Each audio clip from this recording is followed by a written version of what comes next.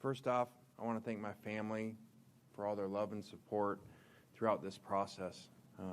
Layla, Knox, Landry, Presley, my children, brother Chris that's here with his family.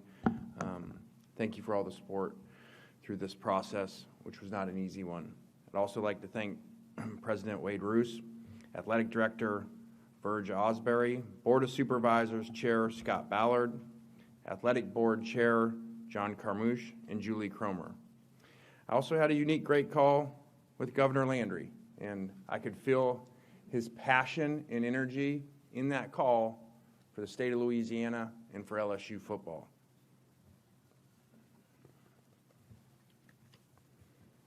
Also, the people that reached out to me through the process, from former great LSU players and very powerful LSU alumni. I'm very honored to be the head coach of LSU. I can sum it up by saying this place is different.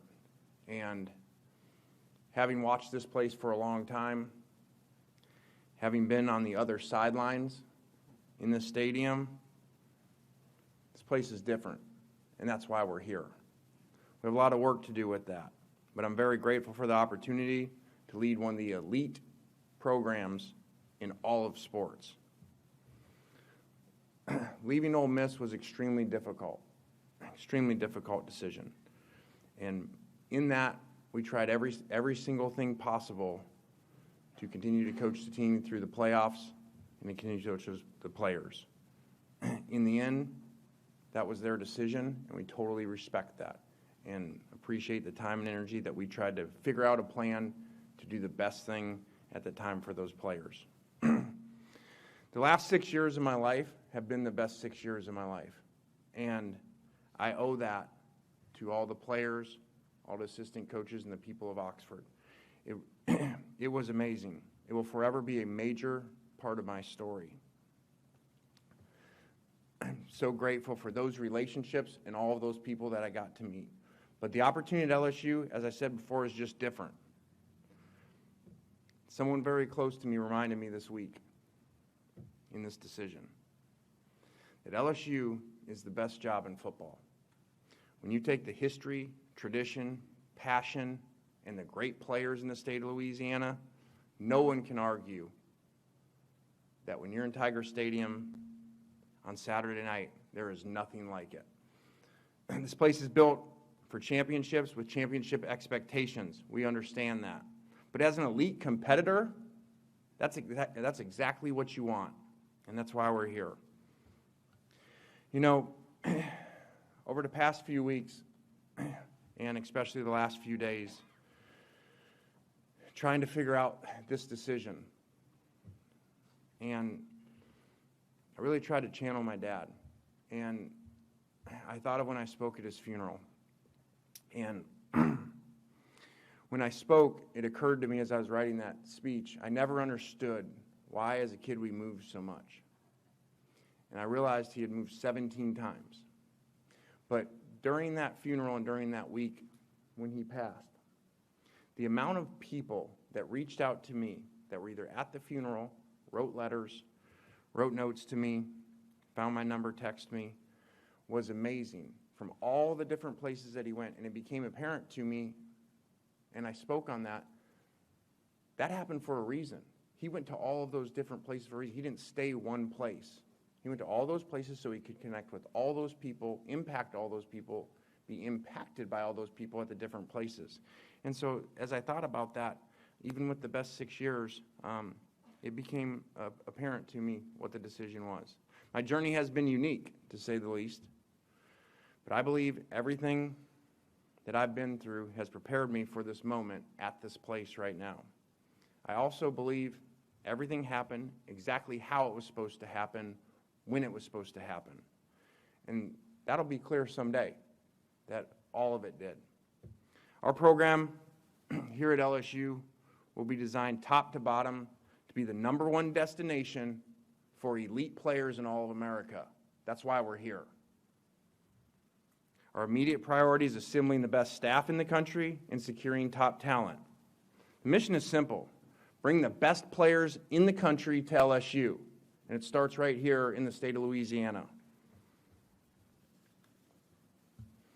to win big, as you go through this decision and you look at different places and all the things involved, to win big, you need everybody pulling in the same direction. And I felt through this process that definitely the leadership here at LSU was all in line and all in place to give us that. I know that we have, with the passion of LSU family and our LSU players, that we have everything to bring championship football back to LSU. It's time for LSU to take its place back as the best program in all of college football, and that's what we're here to do. So thanks for everybody showing up. Thank you for believing in me. Let's go to work and go Tigers.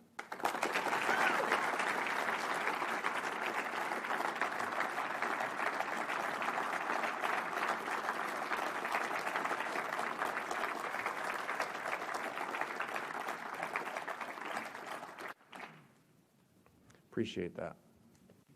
You didn't want to stand up, Landry. Questions? Lane, here in the front. Yep. You talked about how happy you were at Ole Miss and at the team that's on the cusp of college football playoff. What drew you away from that into this place, especially kind of at this moment? Yeah, great first question. That was, as I referred to, that was excruciating and difficult. And like I said, we tried every possible thing for a long time the other night and into the morning. As you saw, the team meeting announcement get pushed back because we were trying to get that done. And I'm very grateful for the chancellor there and Keith Carter, that they listened. We presented a plan how that could be done and give the players there the best chance to win in the playoffs. And at the end of the day, that's their decision. And I respect that. And made a good point.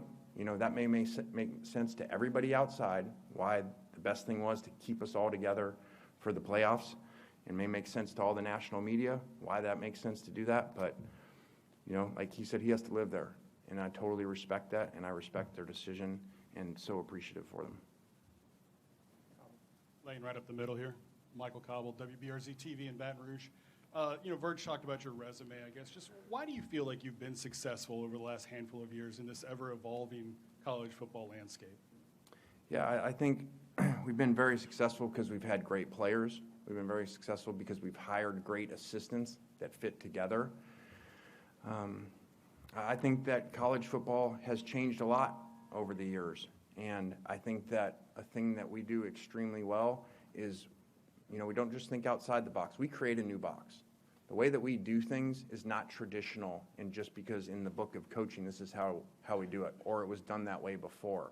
We're always looking for new ideas, trying to figure things out, and that started years ago with the innovative offense and changing the style of offense that we played over the years. Having a unique offense that I don't feel like is anywhere else in America by the system that we have and how it's run. And then with that, from high school then into portal recruiting and embracing that and embracing the portal and figuring out a way to put the best collection of players together where we were at. And, I think the record shows we did a really good job of that. Lane, Lane down here in front. Corey Diaz with the Daily Advertiser. I'm wondering if there are things that you can share with your conversations with your mentors and whomever else you sought out to make this decision. What were some of the things that they shared with you that sort of helped sway you one way or the other? Yeah, I think that, it was a really difficult decision. And when you're in those difficult decisions and you're torn, very torn, back and forth, and there's multiple options, there were really, 4 different places, that we had to think about in this. And I just talked to them, and then it really was apparent I felt like everybody that I talked to outside of the state that I was in all basically said the same thing, okay? They all said, man, you are going to regret it if you don't take the shot and you don't go to LSU. It's the best job in America, it's the best resources, and to win it. And it's obviously been done here before by a number of people. And, Pete Carroll, really, he told me, that he always told my dad that he'd he'd look out for me. And so when we were talking, he really channeled him, from knowing him for so long, and he said this is exactly what he would do. He would tell you, boy, go get it, go for it. And, Coach Saban kind of coached at another place in this conference, so I can't really say exactly what he said, but I'll say I think the world of Coach Saban, and I respect him, and so there's a reason I'm here.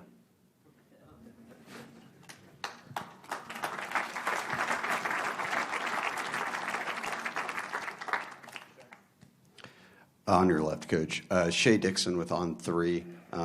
Obviously, you're known as one of the top offensive minds in football, and I think for a long time people have tied that to the Briles offense.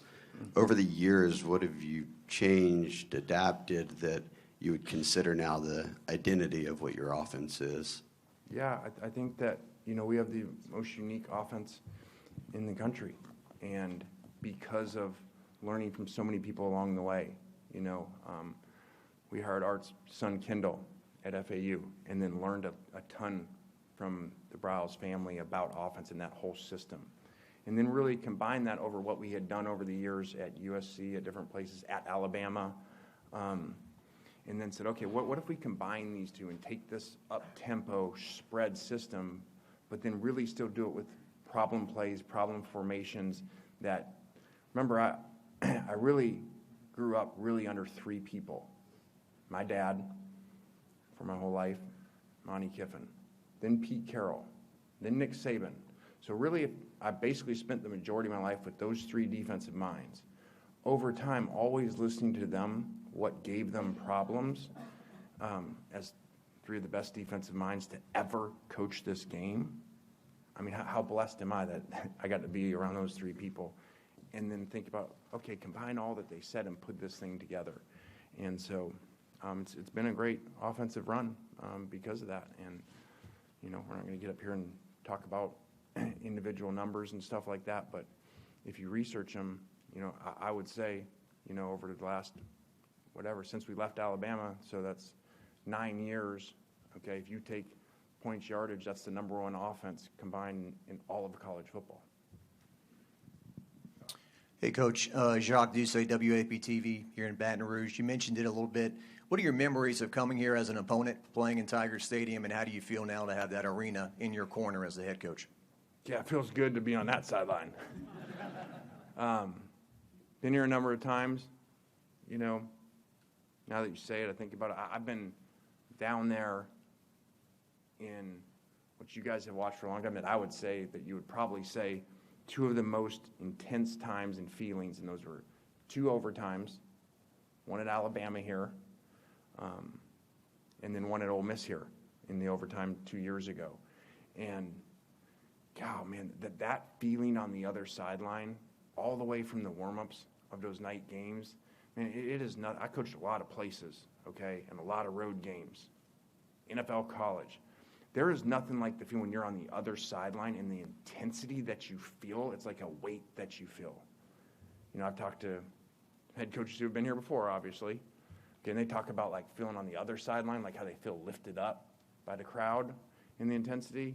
Well, when you're on the other sideline, you feel it the other way, and especially as you get to crunch time and overtime at night. So I've felt that, and I always thought to myself, man, what if we had that advantage on our side? So if we combine what we do, the way that we coach players, the systems that we run, and now we have that intensity on our side for the opponent to deal with, again, that's how it painted all together to say, and this is where you're supposed to be. Hey, Lane. Glenn West, 24/7 Sports. You mentioned some of the immediate needs you want to kind of address here with the program. Wondering if you can just talk about maybe some of the people you might be bringing with you on this coaching staff offensively, and just your thoughts on the defensive staff that's already in place here. Yeah, I think that's a really good question. I don't know that I can get into it. There's so many things. What have we been here for 24 hours? So I don't know that all that is figured out, and we're still in the process. And it's a challenging spot too because LSU is still playing in a bowl game too, and so Frank will continue to serve in that role.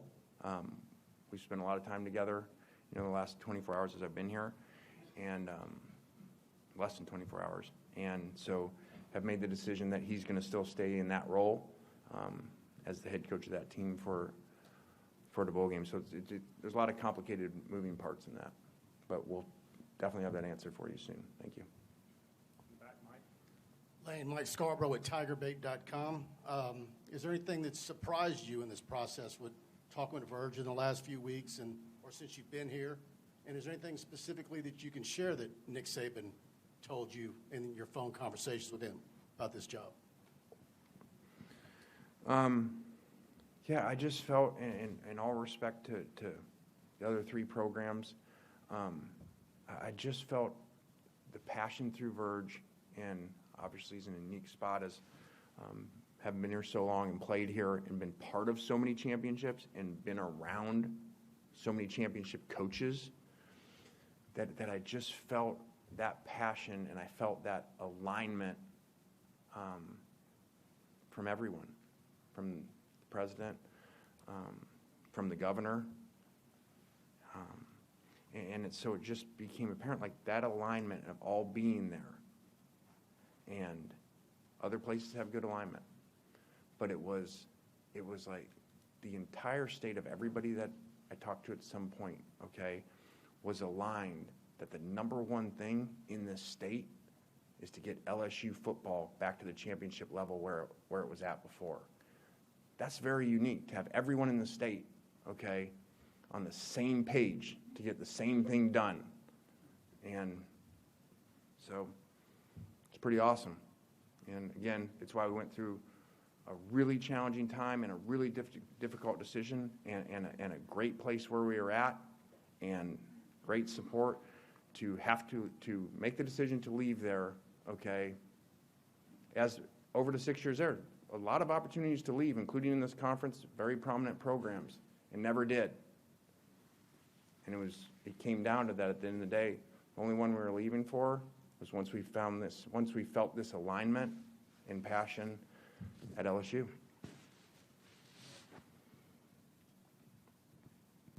Lane, right down here, Bryce Kuhn with On3. You've talked, I guess, this season about how important, reconnecting with your family has been. And I guess the reported trip down to Baton Rouge a couple of weeks ago, how important was it for your family to feel on board with this? And what were some of those conversations like with them over the past 24, 48 hours? Yeah, as a football coach, it's awesome in so many ways. But it's very challenging when you make decisions versus probably what I would think most of you guys go through, meaning you're at this place that you really love and your family loves it and you've had this amazing 6 years and these opportunities come and it's like, okay, are you going to come? And you don't really know anything except for the stadium at the places because that's really all you've ever been is in the stadium. And then your family, your brother's family, and his 4 kids are all going to move there. So I have to make this decision, okay, but I have none of this information, okay, about what the neighborhoods are like, what the people are like, what the schools are like. I have none of it. So, it's not ideal, but it came down to, well, I'm not going to go as the head coach of a place to go because even though most people do that, and they spend a weekend somewhere in other professions and go to the schools and restaurants to get a feel for it in neighborhoods, and they make a decision, and sometimes, they take 4 months to relocate and stuff in the real world. And that doesn't happen. You get on a plane and you go. So I just thought it was really important when they offered, to have the family come down without me and get a feel for it. And it was very important because that went a lot into the decision. I don't know that I could have made this. I don't know that I could have made the decision, or certainly couldn't have made it and felt good without everybody on board like it was after going to multiple places and coming back and saying, hey, we're all in. We're all in to go to Baton Rouge and go to LSU. Hi, Lane. Matt Moscona from ESPN Radio in Baton Rouge. I'm curious, how much did an NIL plan in this new true third-party NIL era factor into your decision, and what can you share with us about the plan LSU laid out for you? Yeah, great question. You know, in that, when you talk about the, 4 places and making a decision, okay? I said through the process, okay, I'm never going to make a decision on money. And I'm telling you right now, I don't know what my contract is here. That's not very financially responsible, okay? I'm sure it's really good, okay? I don't know what it is, nor did I know at the other places what the numbers were. Because I said in the beginning, I told Jimmy Sexton, don't tell me the numbers, okay? I want to make a decision that has nothing to do with money for me. Now, tell me the numbers in the plan for what the money is for the players. Because that's everything in that area to me, okay? Not what I make, what they make to understand how can you build this. And if you're going to make a change and you're going to move and all these people are going to move and you're going to do all this and go through all that, which was a very challenging, obviously, last 48 hours, in a lot of ways sucked. It's the only way I can describe it. It sucked for a lot of people. And there was no way to possibly do it, in my opinion, any better than we did from a timing standpoint, because it's a bad scheduling system of how it's set up, and eventually, hopefully, it gets like the NFL where you can't do that in the season and don't have to make those decisions. But in that, it was very important and very critical. And Verge and his team had a really, really good plan, and even talked to some donors that are part of that plan here to see exactly how does that work. And there's a great plan here. There's a great plan of how we can come together with what we bring and what players around the country want to play for us and play in our systems, and then have that support to be able to do that so that they want to play for us and they get taken care of financially, which obviously nowadays is the world of college football, and it's very important and critical to them, which it should be. And this was the best setup. So that definitely played a factor into it. Because I don't care what your systems are, without good players, they don't work. So I actually asked today about my contract, not the numbers, I still don't know them. And I said, hey, just in case I get asked on it. And he said, basically, all 4 were extremely similar, okay, contracts for me. But in the process of figuring out the NIL packages, those were not similar. Those were not the same. And that's a big part of it. Jared in the back. Elaine in the back over here. Jared Paul Joseph, WGNO in New Orleans.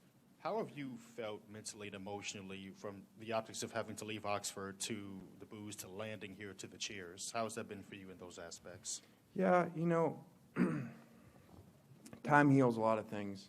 And having gone through this in this conference before, I sure hope that happens. I sure hope that that the people there and the fans there, as time goes, can focus on the amazing 6 years, the greatest football run in the history of the school, okay, the greatest regular season ever in the history of the state just happened there. And I really hope they can focus on that. And where we were able, with the support of people there, where we were able to put the program on a national stage that it had never been at before and maintain it there for a number of years. So it was very hard, and it was really challenging, and it is, man. It's the passion of the SEC. So I understand that. So I don't get emotional with it yesterday like so many people get emotional, like that, and they change like that, because we spent 6 years there, and that airport scene, and Knox and I driving, and people trying to run us off the road, man,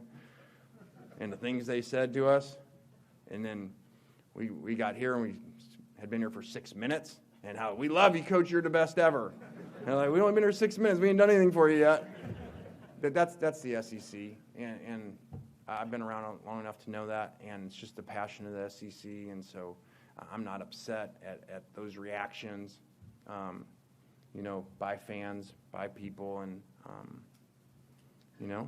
I think that people get really upset when you leave somewhere because they feel hurt because you're doing a really good job. They ain't going to the airport and driving from all over, okay, to say those things and yell those things, okay, and try to run you off the road if you were doing bad. So, I just look at it as passionate people in the SEC, and then it means they really liked what we were doing there. And I think because of the way the players played, because of the way the assistant coaches coached, and the performance we put out on the field, okay, is why we ended up in the situation that we were having to decide from all these different places. Yeah, right here in the front. Ron Higgins, Freeport Bossier Journal. You talked with Florida, and you talked with LSU. What did Verge Osbury say to you, maybe the first time you talked to him, that you thought, that's exactly what I want to hear? I'm going to leave you alone and let you coach the team. I like when I hear that. We're going to give you everything to win. I'm going to leave you alone and go coach the team and bring us championships. So, Verge isn't real long-winded in those meetings as some other people, and he gets right to the point. And, I really like that. And so he sparked my interest from the first time I talked to him. Lane, Koki Riley from The Advocate. With the signing period starting on Wednesday, what's the structure in place to bring in these recruits, still recruit guys, potentially have some flips? Like, what's the structure in place now for the recruiting signing day? Yeah, so, when it was asked before about the staff and the current roster, all that stuff, the number one focus after arriving here and walking in the facility last night, which really was awesome. Sorry to sidetrack, so make sure I don't forget your question. But, man, landing here at that airport and then the leadership showing up and the whole board being there, what was, you could feel it right there. So as you probably figured out, it was a really, really hard decision. And I was really torn, and I went back and forth. Didn't sleep very much trying to figure it out. And the system didn't allow for a lot of time to do that, And it was really hard. And, I'm human. You don't even though you understand it's the passion, you're with your son and you're driving, and, you got to call a cop that so they'll help you because you personally know them because you are leaving the state. And you got to call them because, you drive with your son, and you got to turn around. And people are, screaming at you, trying to run you off the road. I don't know what they're going to do. And so that affects you in that airport scene and all the things being said. I understand it. It's the passion. But they're saying that about you, that you thought you did a really good job for 6 years for them. That affects you. And even on the plane down there, I'm kind of like, man, we made this decision, but God, I really, and I'm telling you, I landed last night. I can't even remember when it was, okay? We landed, about 24 hours ago. And when I got off that plane, and I saw the board there, and I saw the leadership, and I felt the power of this place. And then we get in the car, and as we're driving out, and there's the fans, just all of them out there at the airport, and their excitement and their passion. And then the cars drive by as we're going to the office, and you go by Tiger Stadium, and it's lit up. And you're like, I absolutely made the right decision. And it all went away.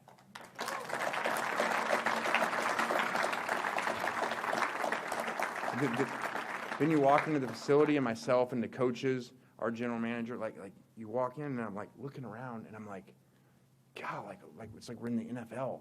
Everything is so amazing in that facility, and it's so powerful.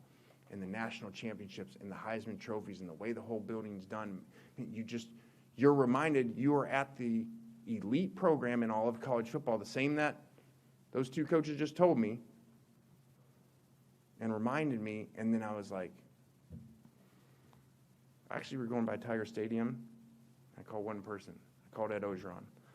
And I said, hey, man, all I can do is, this place just makes me want to talk like you right now. I did. I was like, we were in the car, and the kids were in there, and I was like, the coaches, and they're like, what are you doing? I'm like, I don't know. I'm like channeling Ed right now. I was like, I'm feeling him. Like, I rolled down the window, and I was like, go Tigers to the fans. And I'm like, so I called Ed. I said, I don't know what's going on, man, but I'm feeling you right now. And he's like, Coach, you're at the best place in America. So I feel that.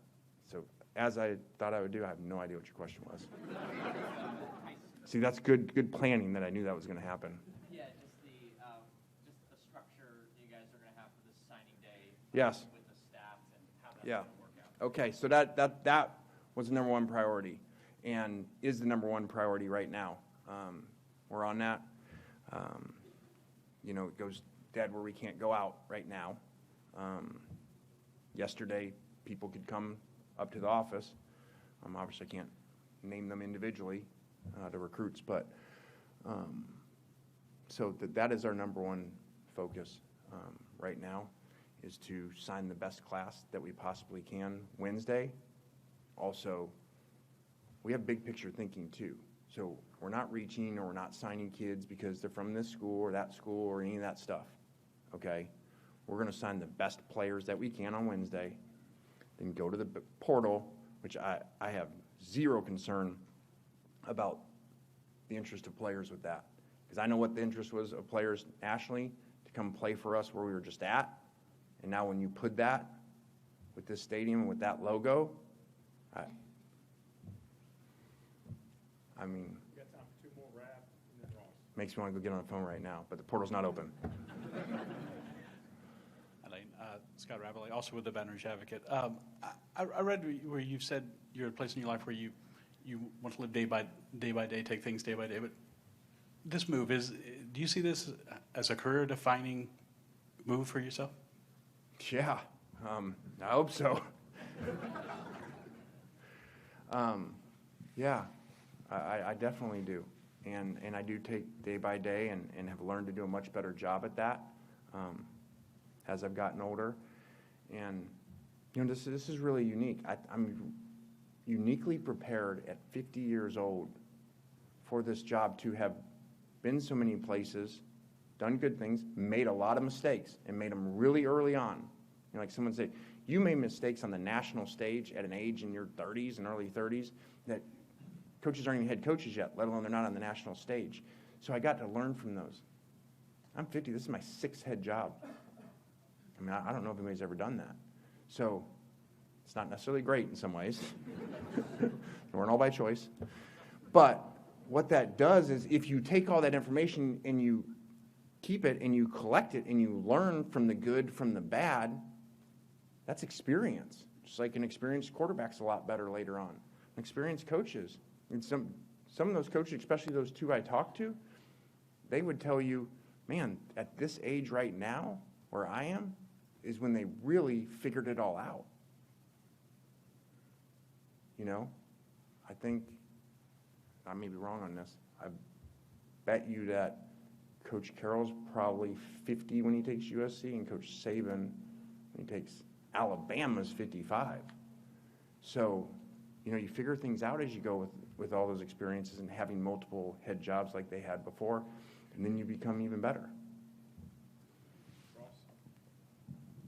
Ross Dellinger. Lane, when Ole Miss administrators told you Saturday night, kind of finally, that you won't be able to coach the playoff, how much did you seriously consider not taking this job to stay and coach the playoff? And the last few days, how much do you think it impacts your legacy, or do you care? Yeah. Glad you're here, Ross. Thanks. Just so smooth and everything. So, even though my man Ross was hiding out in a car, following me, which is a true story, I appreciate the effort. And he's like texting. He's like, "I see you going into the AD's office right now." It's a true story. But first, I wasn't until Sunday. That's why things kept getting pushed back. That I was told that we couldn't keep this thing in place and coach the playoffs. So I'd already made the decision at that point and informed them Saturday night, that this is what we were going to do. And that was a really hard conversation with Keith, really hard. And kept trying to work through, okay, all right, yes, there's disappointment in that, but how can we do the best, knowing that I'm going to be the head coach of LSU for the future down the road, how could we do the best interest and of the players and give the players the best chance to win and make a run at the national championship in playoffs and most likely, as I said, their most historic sporting event in the history of the state of Mississippi, a home playoff game. And it didn't work out. And it came back the next day. It's why there was a team meeting, whatever it was, 9, and then, thought it was going that direction. We met with the players. I was in there with Keith, and the players said, okay, let's do this. And and I get it. I understand it, and they just couldn't wrap their head around doing that. And I understand it. And I respect that. So that's why everything took so long. So I did not know the final decision that we couldn't tell 30 minutes before that team meeting when he called over and said, okay, we're going to go a different direction. We can't wrap our heads around this. And, unfortunately, which again I respect, and they said, you're not going to be able to talk to the team and tell the team, that you're leaving. So I hate that. I hate that I didn't get to explain to the players why, but I also totally respect and understand any decisions they felt they had to make, for the program. Thank you, Coach. We'll go ahead and do the photo now. Thanks, guys. Appreciate everybody coming.